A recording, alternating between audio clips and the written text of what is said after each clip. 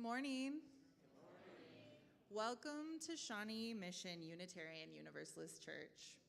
Whoever you are, whomever you love, wherever you are on your life's journey, you are welcome here. We are so happy that you've chosen this sanctuary and time. That you're here is something to celebrate. We extend an especially warm welcome to our visitors. We'll be waiting to chat with you at the welcome desk after the service. Remember, we were all newcomers once. And if you're joining us online, please say hi in the chat. We now invite everyone to rise and greet each other.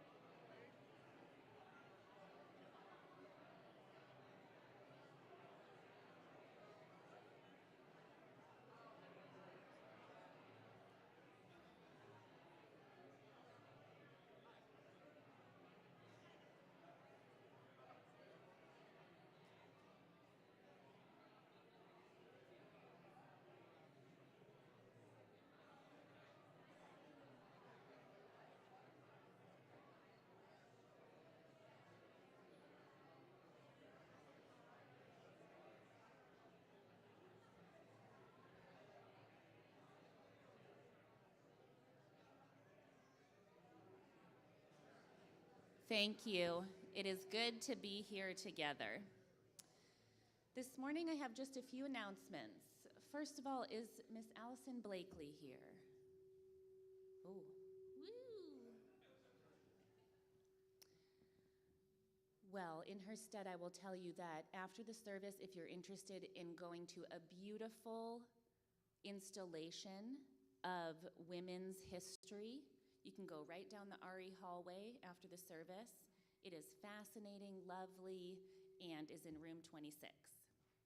And then also, please mark your calendars for March 20th from 6 to 8 p.m. in the Fellowship Hall. We will share a potluck and celebrate with the women and femmes through song, drumming, and meaningful rituals. It's a fantastic opportunity to bond with other women and femmes, remember our connection to the earth, and celebrate our hope for renewal with the spring. This event is exclusively for women and femmes, and childcare will be available. And now we have an announcement from John Young.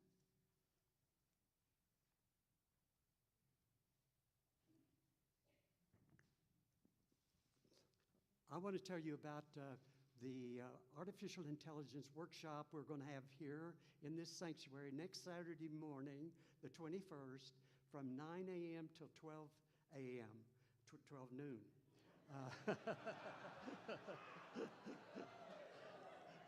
That settles it a little bit. I have a panel of 6 members of the church that are really interested and studied somewhat, some formally and some informally, AI over the years. And they're going to help present the material to us and also we'll have videos that'll be shown, and we'll discuss those and present them back. I'm going to read to you the purpose that we have. It is to help us to become more aware of the drastic changes that are bearing down upon us because of AI, especially in the area of job eliminations, wealth distribution, war technologies, as well as possible addiction to AI targeting our algorithms.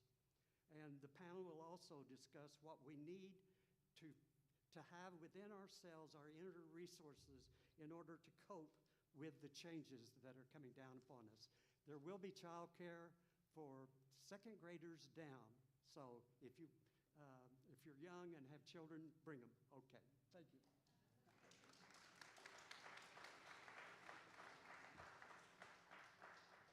Today will also be the Tall in the Fall meeting. It is our church's commitment to growing a diverse and resilient environment and community. If this interests you, please meet in the boardroom in room 3 after the service.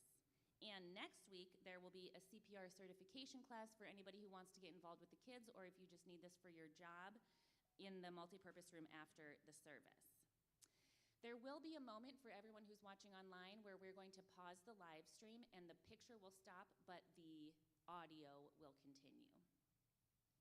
And now we are so honored to be hosting the world premiere of the Langston Hughes opera here at SMUUCh. Woohoo!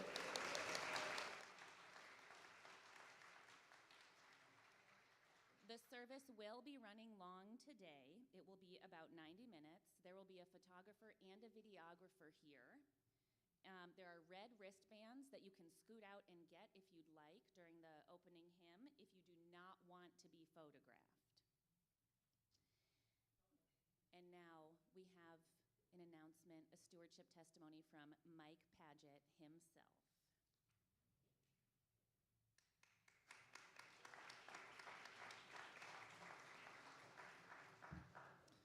Don't clap yet. I haven't said anything. Jeez, gosh. Well, I was asked to explain why I'm here and why I'm willing to give money to this place. And in that explanation, I'm going to give you a little bit of my own history in faith communities. And then I'm going to tell you what I value about this particular faith community. I imagine all of you have your own stories. I know you all have your own stories. I grew up in Georgia in a really small town. I attended a very small Southern Baptist church. And if the doors were open, I was there. It didn't matter. Wednesday night, Sunday morning, Sunday evening, I was always there. Very active in the youth group. And I loved the focus on Jesus. I loved the love stories of Jesus. I loved the examples of how to care for people, and how to be kind, how to be good. I could not make hide nor tail out of the virgin birth, rising from the dead, and several other things. And I also struggled with what I saw as a significant amount of, people using the N-word all week long and talking about loving Jesus on Sunday. I had trouble with all of that. And I was always looking for a different space to go. Just wondering, how many of you have identified as Catholic at some point in your life? So, as a Southern Baptist, I knew that you were going straight to hell. Okay? Yep. Because you worship idols, and that's what we were taught in that church. And I also, how many of you grew up Methodist? Well, you were short behind the Catholics, okay? If you lived in the other part of the world and had not been exposed to Southern Baptism, you were going to hell as well. And all that just did not make sense to me, and I struggled with it. I took it all seriously when I was a teenager, because there were a lot of little small communities around me that had little tiny churches that didn't have speakers. I agreed to be a speaker in some of those churches, so I did preaching. I could not talk about the resurrection. I could not talk about the virgin birth. I could only talk about the Jesus love stories, which always made sense to me. So fast forward a bit, I go to college, and I'm thinking, it's going to be a more progressive Baptist church here. Well, no, there wasn't. But there was, in my university degree, a very progressive Methodist minister religion professor. And I took every class that he offered. I had an undeclared minor in religion, and that's where I learned about the social gospel. I learned about the application of the principles of Jesus' love to communities and to people, and I thought, man, this makes sense to me. I really like this. Along the way, and I don't even know how I found them, but somebody apparently told me to go visit the local Unitarian church. So I did, and I thought, this is a cool place. I kind of like this. But I didn't join it, and I didn't attend there regularly. I kind of decided not to go to church for a good while. In 1981, I joined my first Unitarian church, and it was in Columbia, South Carolina. I joined the church. I got very active in the church, and then I realized that unlike the Baptist church, they didn't make me feel guilty if I didn't come to church. It's true. In the Baptist church, I had to fill out a little form every single Sunday that told how many times I had witnessed to somebody, how many times I tried to make them believe what I believe. you know, and why I wasn't there last week. You know, that was part of the Baptist thing, and I thought, man, this is really cool. I don't have to go to church. They don't care. They don't make me feel bad about it. And then one day I woke up and I thought, you know, my name is on the line, but I'm really not a member unless I go. I'm not part of that community. And that's when I had this revelation that, gosh, you know, I am there for a reason. I'm there because it speaks of things that make sense to me. And so I got very active in that Unitarian church. I was very active there for many, many years. I did a lot of leadership roles there, but when I moved here, first of all, that church was a great church. But when I moved here, I stumbled into the motherlode of goodness. This place is such an amazing sanctuary to me. Never have I been in a church where everybody didn't look like an old white guy like me, okay? And that is a real revelation to me. And this church, this faith community is the most inclusive, welcoming, safe space. It just blows me away. And every time I come here and I see an increasing variety of people in this space, I'm thinking this is what life is and this is what it should be. I'm blown away by the examples that people give here. Karen, I'm going to call you out a little bit. The theme of the month for February was resilience. And I don't know if you were here to listen to Karen's comments about resilience. What a courageous story. I could not believe it. And it's just like that story is my story as well. And I hear those from people here. I hear bravery and safety. Jay, are you here today? Yeah, Jay's back there, all right. Jay, last time, this month is talking about attention. And he talked about his unique personality, the amazing assets of having ADHD. Is that a good way to put it, Jay? The amazing assets. But with a sense of grace and humor, he shared his story too. And I'm thinking, man, this is the kind of space I want to be in. We are not perfect. We are a work in progress. And this church helps me be a work in progress as well. This church values art. Can you believe this? Lyric opera. You can believe it. This is our church service today. It's astounding to me.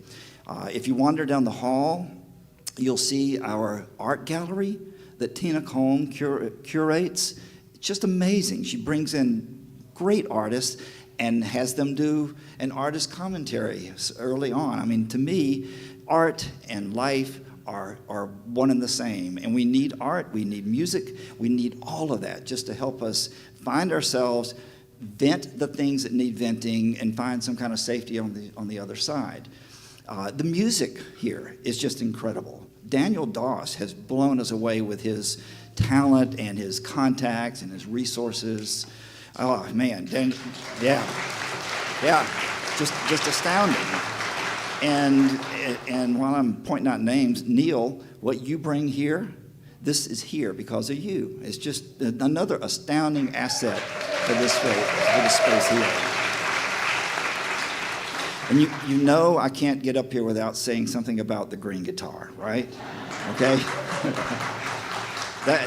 The green guitar is in its 12th year as a music series, and it's open to the community, and honestly, the majority of people who attend are not members.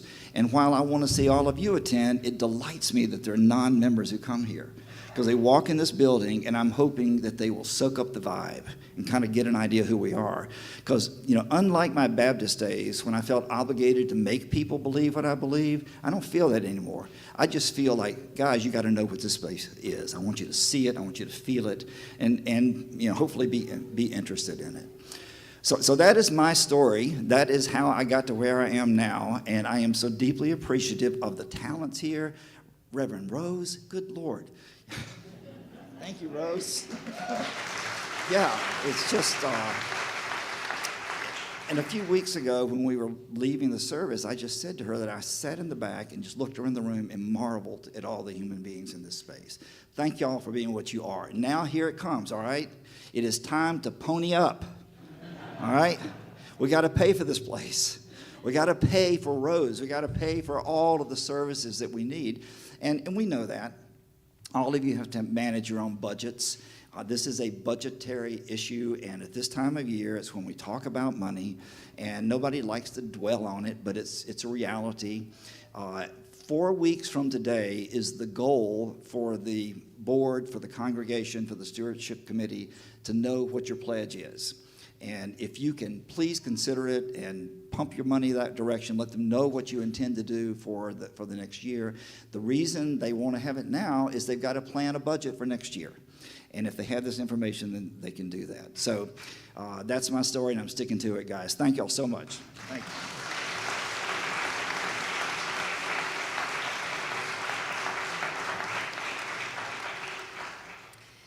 And before I let you off the announcement hook, I would like to introduce to you Tony Dolezal. Would you please stand?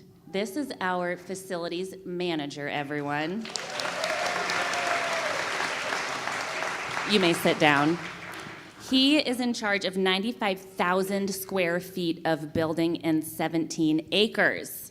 Yep, he makes it look easy. And his interesting fact is that he used to play rugby, but now he spends his time Ubering his kids around, or if he's lucky, simply sitting on a lake and fishing. Thank you, Tony.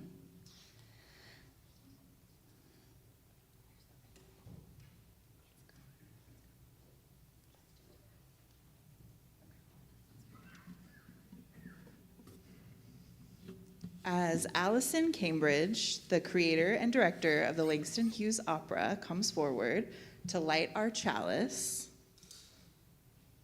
we invite you to join us as we recite our covenant.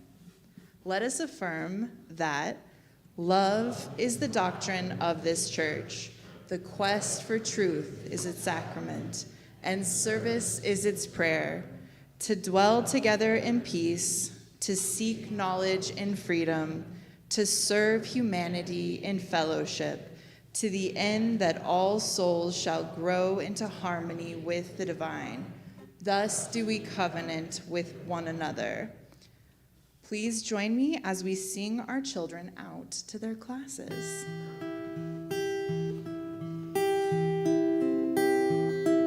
Go now in peace, go now in peace. May the spirit of love surround you everywhere, everywhere you may go.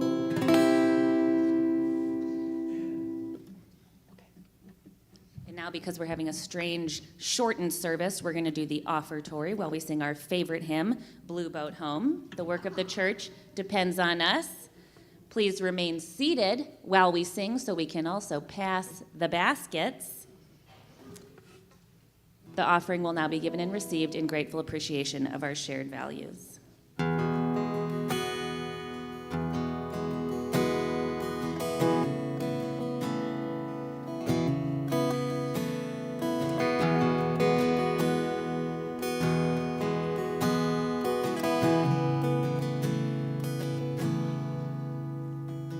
Though below me I feel no motion, standing on these mountains and plains, far away from the rolling ocean, still my dry land heart can say, I've been sailing all my life now, never harbor or port have I known.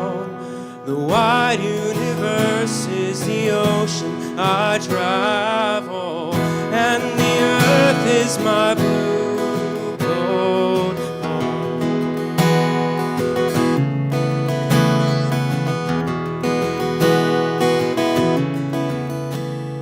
Sun, my sail, and moon, my rudder, as I ply the starry sea, leaning over the edge in wonder, casting questions into the deep, drifting here with my ship's companions, all we kindred pilgrim souls, making our way by the light of the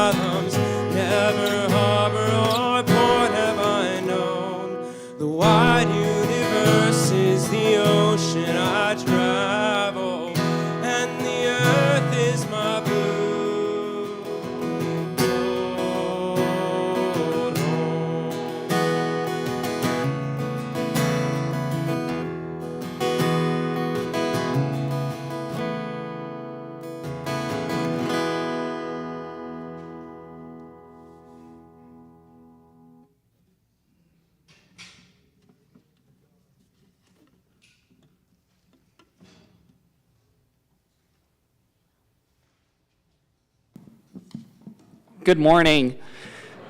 Many of you know me. My name is Neil Long, and I am a proud member of SMUUCh and also the director of learning at Lyric Opera of Kansas City. Today, we are proud to celebrate the life and legacy of Langston Hughes, one of America's most influential literary voices. Together, we'll learn about him, the Harlem Renaissance, jazz poetry, and more. We are deeply thankful to Shawnee Mission Unitarian Universalist Church for partnering with Lyric Opera to bring this special program to our community, and we are grateful to you for being here with us today. Langston Hughes, A Lyrical Life is presented in partnership with the Missouri Humanities with support from the Missouri Humanities Trust Fund. Additional support is provided in part by the Dr. Mary E. Brothers Resident Artist Performance Fund and Ellen and Irv Hockaday. Lyric Opera of Kansas City's season is sponsored by the Muriel McBrien Kaufman Family Foundation and the Richard J. Stern Foundation for the Arts, with public support from the state of Missouri and the Missouri Arts Council, a state agency. Let's thank them.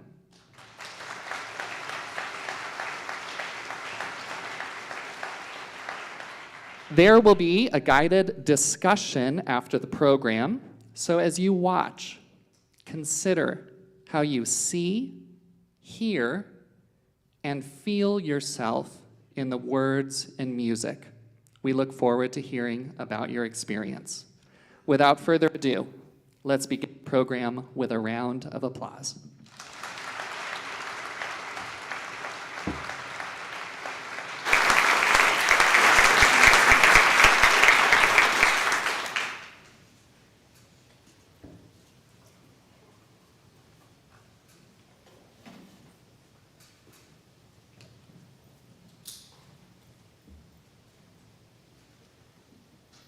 I dream a world where man, no other man, will scorn, where love will bless the earth and peace its paths adorn.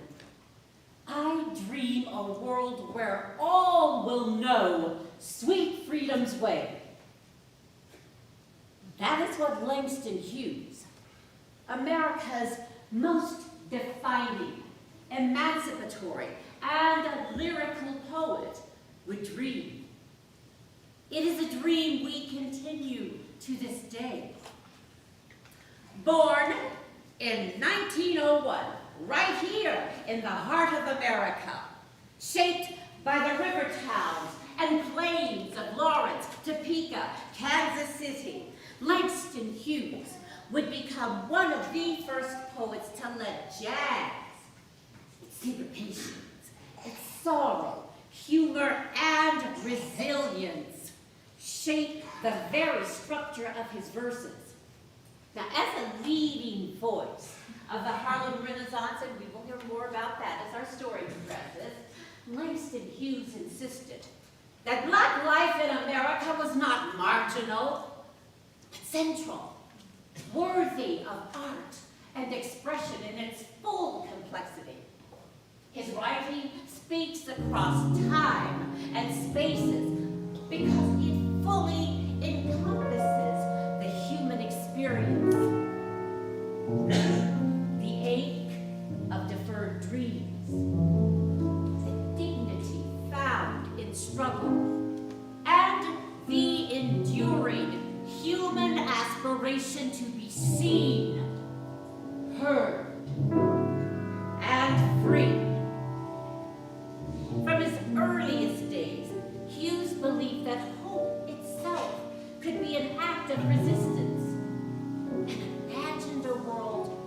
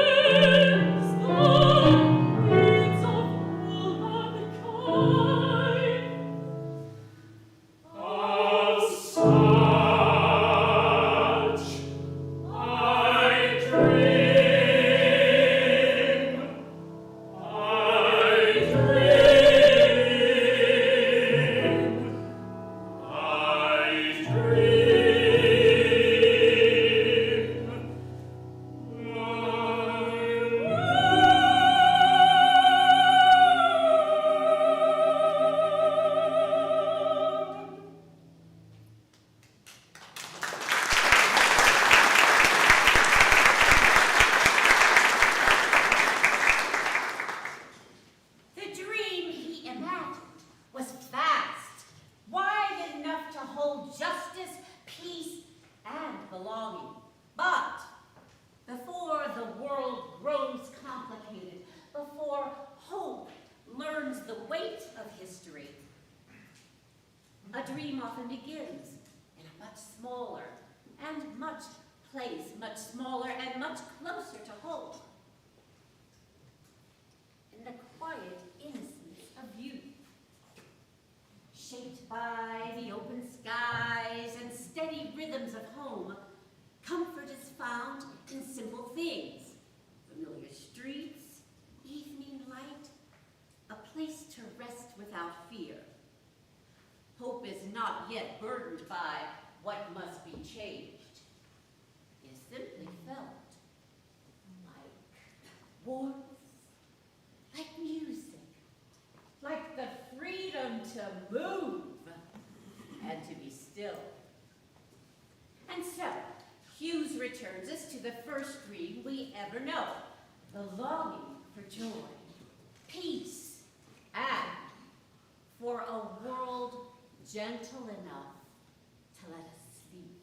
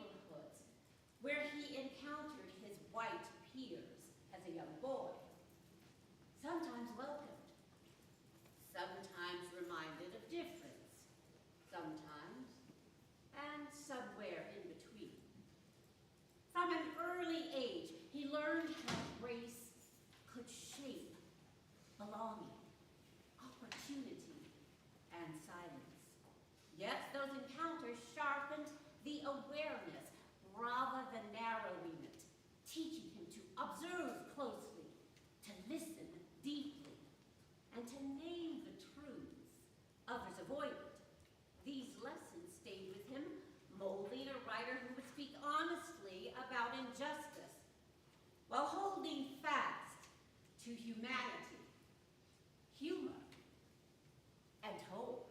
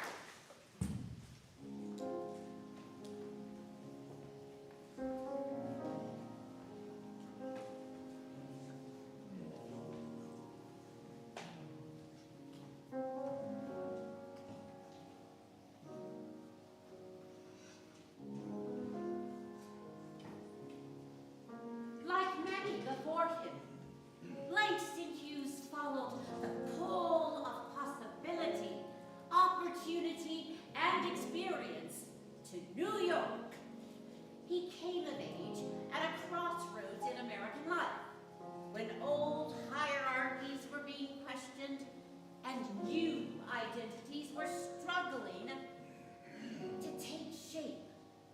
And many, black and white alike, were searching for where they belonged in a changing nation.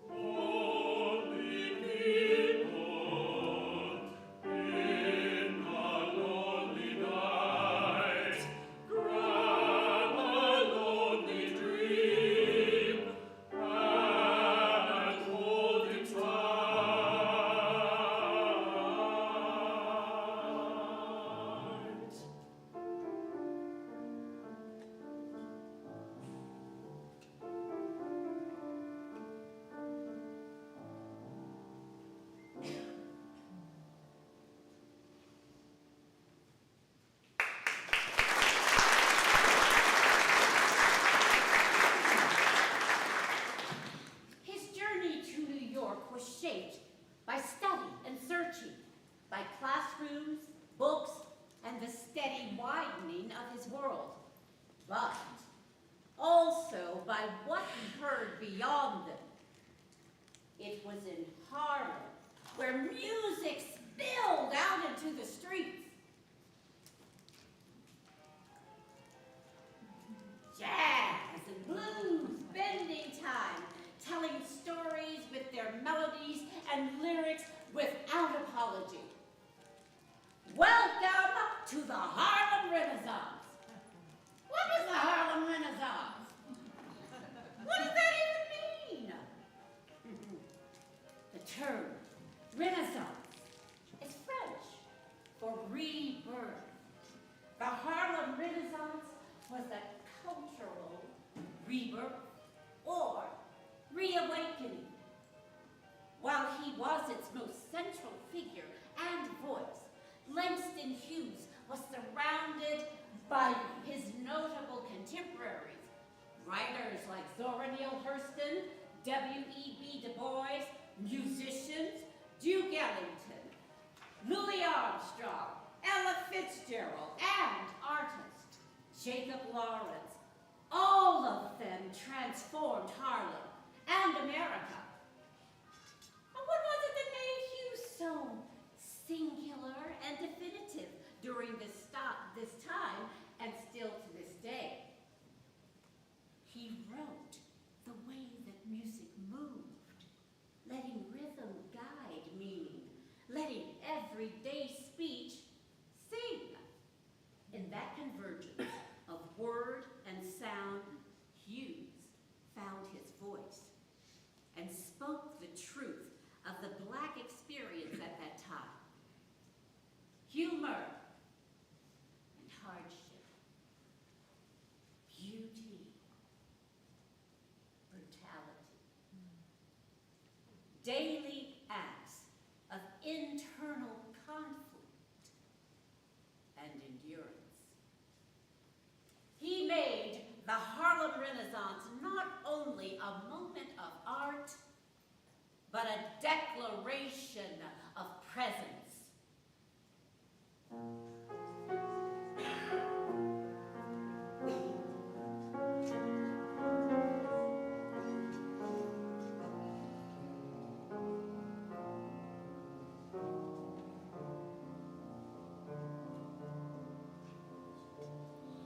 Because my mouth is wide with laughter,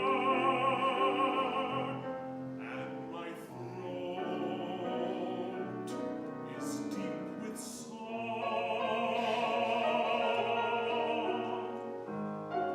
You do not think I suffered after I have held my pain so long.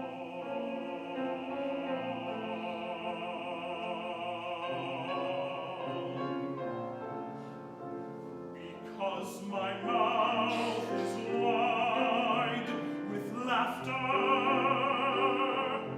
you do not hear my inner cry. Because my feet are gay with dancing, you do not know.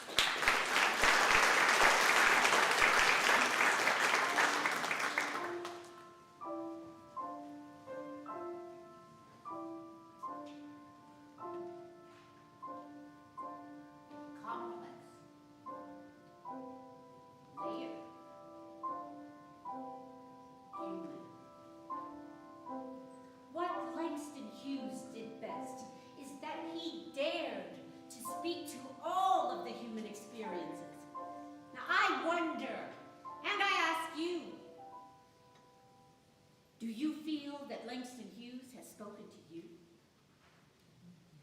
Do you see, hear, and feel yourself in his words? Be it uncomfortably honest, confusing, heartbreaking, or hopeful, Hughes captured emotion and spoke to truth in a melodic and harmonious way that only he could. It is that truth and musicality with which he wrote that would inspire everyone, particularly here in America, both then and now, to examine who we are and to dream for a better world.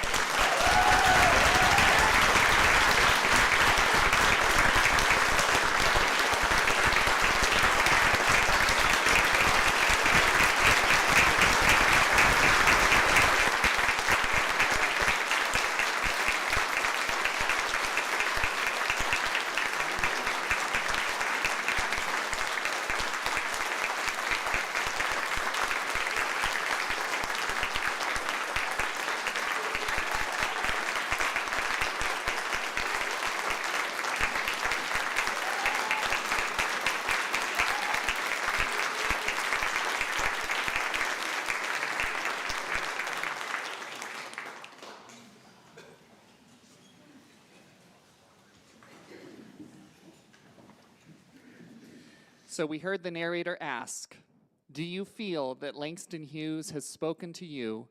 Do you see, hear, and feel yourself in his words? Raise your hand if you saw your experience reflected in the show. Terrific.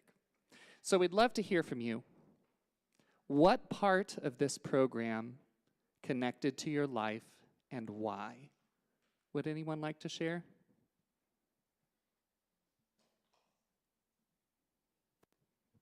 I'm coming with a mic.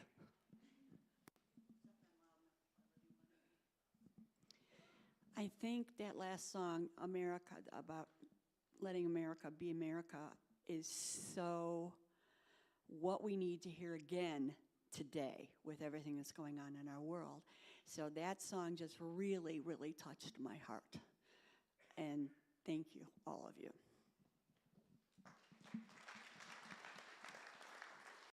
If you have the opportunity, I encourage you to Google Let America Be America Again. It's a much longer poem, and you heard only an excerpt today.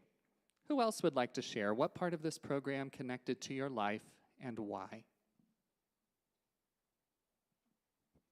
Hi, Marie.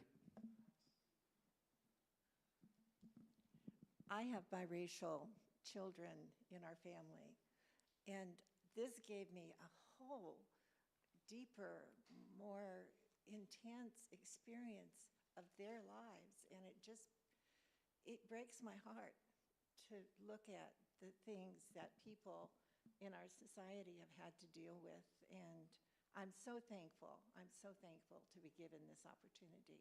Thank you.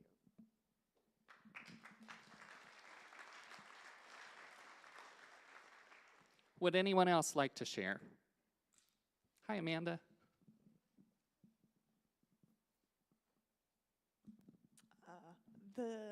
The genius child, oh, that was heart-wrenching, and I just felt really seen in that moment. Thank you for sharing.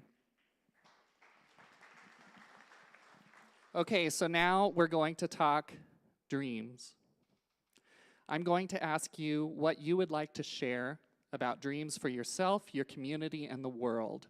So here's the first question. What do you dream of for yourself? Would anyone like to share? What do you dream of for yourself?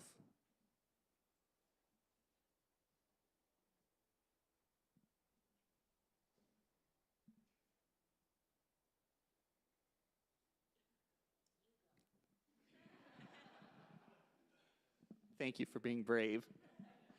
Continued health and mobility. Continued health and mobility, absolutely. What else? What else do you dream of for yourself?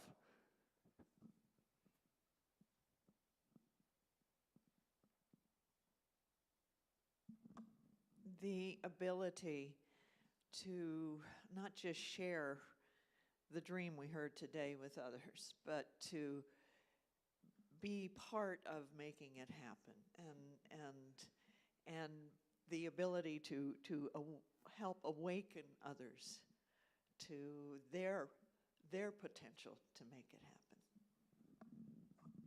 It's a great segue. Now, what do you dream of for your community? What do you dream of for your community?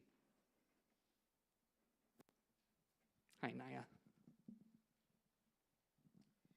I think I dream for my community of freedom and to be able to, like the folks said, to swing our arms in the sun and not have to worry about our survival or waking up to a news cycle or waking up to bigotry and hatred, but for real that we could wake up and be free. So that's what I dream.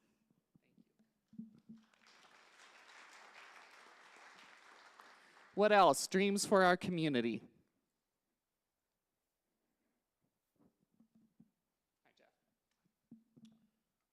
I dream of a greater love of green spaces, to recognize the inherent dignity and worth of the planet and how that helps heal us as a community.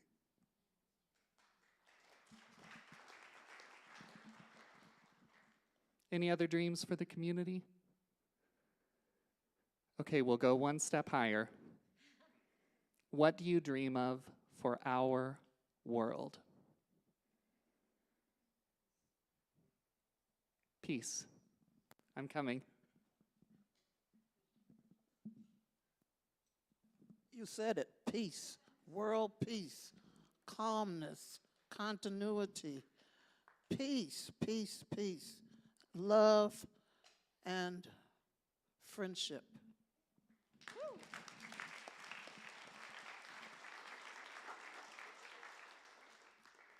Other dreams for our world. Hi, Twyla. Thank you.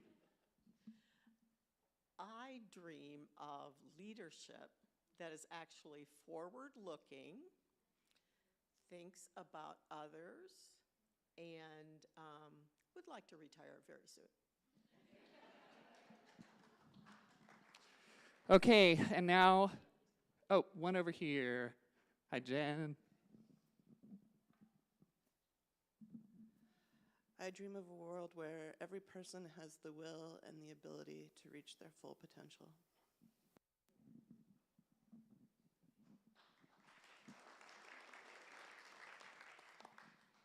I dream of a place and a time where everyone respects the likenesses and the differences between us all.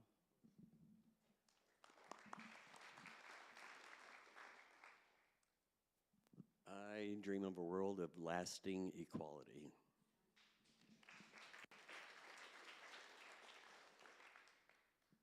Okay, and now the big question, action-oriented. What can we do to realize those dreams?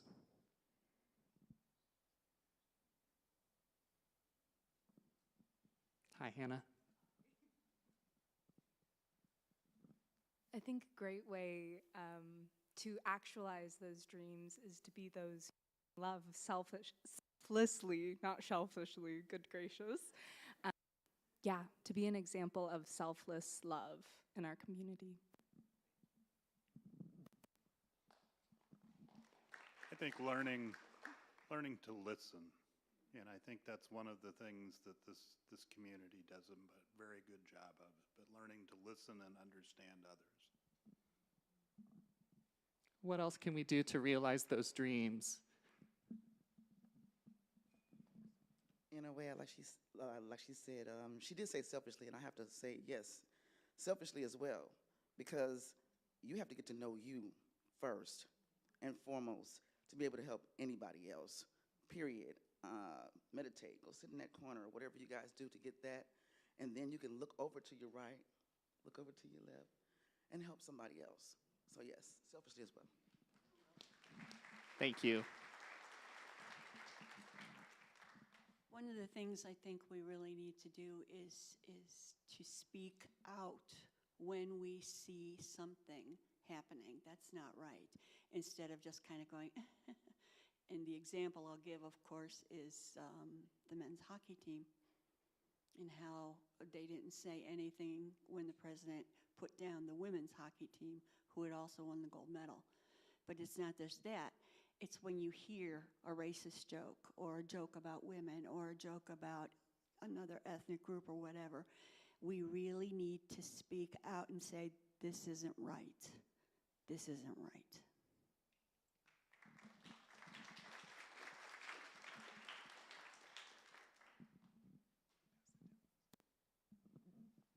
I think we need to realize normal mental health and recognize the difference in dysfunctional complicity, and start thinking out for everybody and respect good mental health.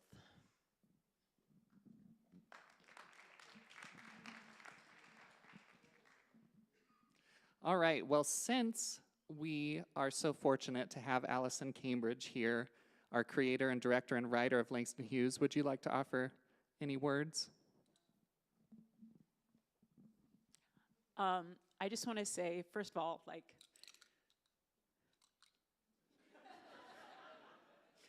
I'm emotional because this is what art is all about. I think we've all seen on our social media feeds and all the stuff that, like, Timothy Chalamet, it's the Oscars tonight, right? the Timothy Chalamet, the comments that he made about opera and ballet not being relevant or popular anymore, that it's a dying art form. This is why it's not dying.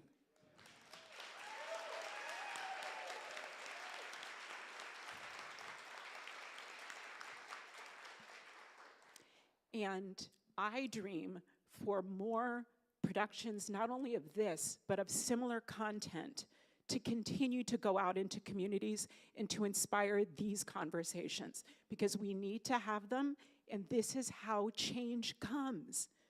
We all showed up on a Sunday morning and watched a 45-minute incredible production. You guys were fantastic.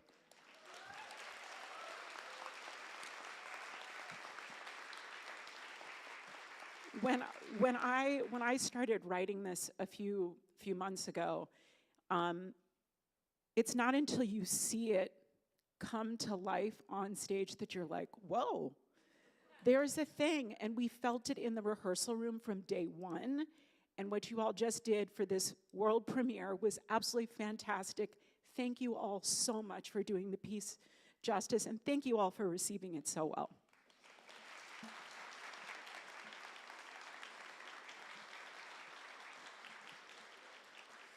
So for us to report back to our community, I have to ask 2 survey questions here. So here's the first one. Raise your hand if you are interested in learning more about Langston Hughes. We'd love to see it. Now, raise your hand if you would attend another lyric opera program in this space or another space. Thank you. All right, so I'll turn it back to Rev Rose here in just a sec, but I want to tell you, your feedback is important to us and invaluable as we shape our future programs. There is a brief survey that we kindly ask you to complete. The QR code is up on the screens here, and there's also a link in your digital program. And now, I will officially turn it over to Rev Rose.